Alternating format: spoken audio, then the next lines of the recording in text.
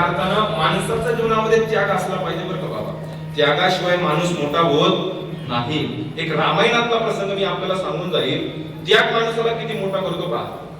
राम लक्ष्मण आणि सीता माता वनवासामध्ये असताना एकदा काय झालं, राम लक्ष्मण दूर फिरायला निघून गेले आणि सीता माता पर्णकुटीमध्ये एकट्या अशा प्रकारच्या राहिल्या.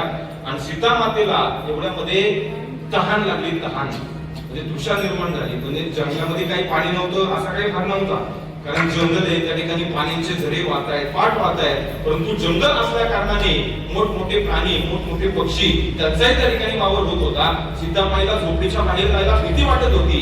आणि त्या झोपडीच्या समोर एक झाड होतं. झाड, आणि त्या झाडावरती एक मोर बसलेला होता पहा. मोराच्या जीवनातला त्याग तुम्हाला सांगतो, लक्ष दिलं तर कळेल. आणि मग त्या मोराने पाहिलं, अरे राम प्रभूजींच्या धर्मपत्नीला सीतामाईला व्याकुळ अशा प्रकारची तहान लागलेली आहे, आपण काहीतरी केलं पाहिजे.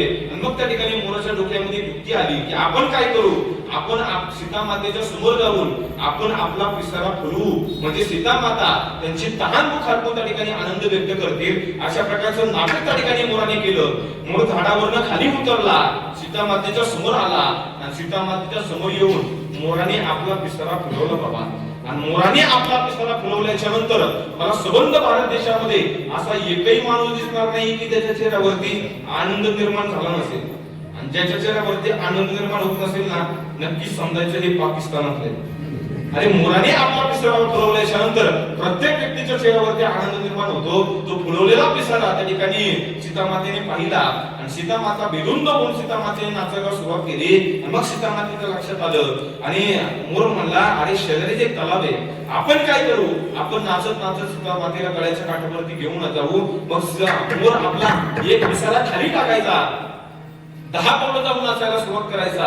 सीता मातेने तो पिसारा उचलायचा, छातीशी लावायचा, आनंद व्यक्त करायचा.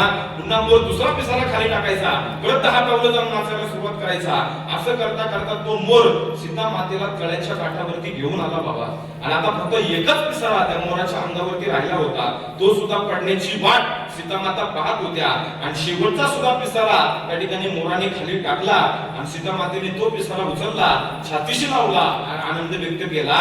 मग सीता मातेची नजर त्या तळ्यातल्या पाण्याकडे गेली आणि मग सीता मातेच्या लक्षात आलं, अरे मला तर व्याकुळ अशा प्रकारची तहान लागलेली आहे. आणि सर्व जे मोराचे पिसारे त्यांनी छातीशी धरले होते ना, ते अलगद त्यांच्या हातातून खाली पडले. आणि सीता माता त्या मोराच्या पंखावरती पाय देऊन पाणी पिण्याकरता निघून गेल्या.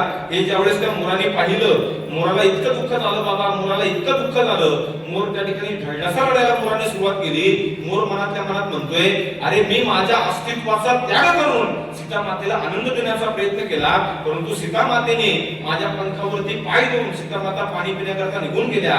माझं अस्तित्व काय राहिलं. मोर ढळढसा खऱ्या अर्थानं मोर रडतोय. आणि राम प्रभूजी परत आल्याच्या नंतर राम प्रभूजी मोराला म्हणतात, मोरा काय झालं रे. त्यावेळेस मोर राम प्रभूजींना म्हणतोय, देवा तुला सगळं कळतं देवा, करता करविता तूच आहे देवा, पण तुला जर ऐकायचं असेल तर ऐक देवा. अरे तुझ्या धर्मपत्नीला सीतामाईला व्याकुळ अशा प्रकारची तहान लागली होती. मी माझा एक एक पिसारा खाली टाकत सीतामाईला तळ्याच्या काठावरती घेऊन आलो, पण तुझ्या धर्मपत्नीने माझ्या अस्तित्वाचा त्याग केलेला आहेस. माझ्या पंखावरती पाय देऊन सीता माता पाणी पिण्याकरता निघून गेल्या. माझं अस्तित्व काय राहिलं देवा.